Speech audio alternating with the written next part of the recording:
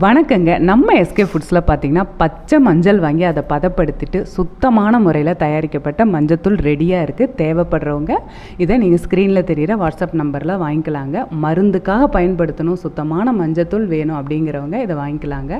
இப்போ பச்சை மஞ்சளை நம்ம எப்படி அவிச்சிட்டு அதை பதப்படுத்துகிறோங்கிறத பார்க்கலாம். இது நம்ம சாணப்பால் சேர்த்து தாங்க வேக வைப்போம். இது சாணப்பால் சேர்க்கறதுங்கிற ட்ரெடிஷ்னல் மெத்தட், அதை நம்ம மாற்றிக்கிறதே கிடையாதுங்க.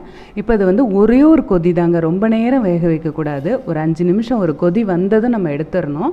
எடுத்துட்டு இதில் ஃப்ரெஷ் வாட்டர் சேர்த்து உடனே நம்ம ஆற வச்சிடணுங்க.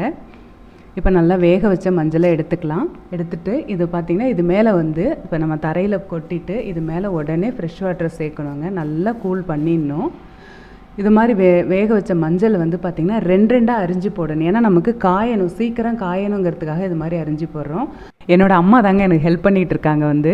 போட்ட மஞ்சள்லாம் பார்த்திங்கன்னா குறைஞ்சபட்சம் பார்த்திங்கன்னா உங்களுக்கு 10 நாள் ஆகுங்க காயறதுக்கே. நீங்கள் ரவுண்டாக அரியலாம், அல்லது இது மாதிரி நீட்டாகவும் அரிஞ்சு போட்டுக்கலாம்.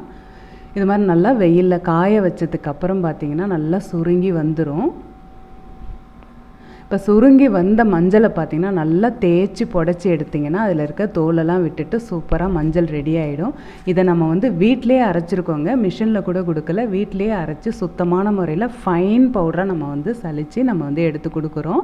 இது தேவைப்படுறவங்க ஸ்க்ரீனில் தெரிகிற வாட்ஸ்அப் நம்பரில் கான்டாக்ட் பண்ணி வாங்கிக்கிங்க. சுத்தமான பியூர் மஞ்சளுங்க.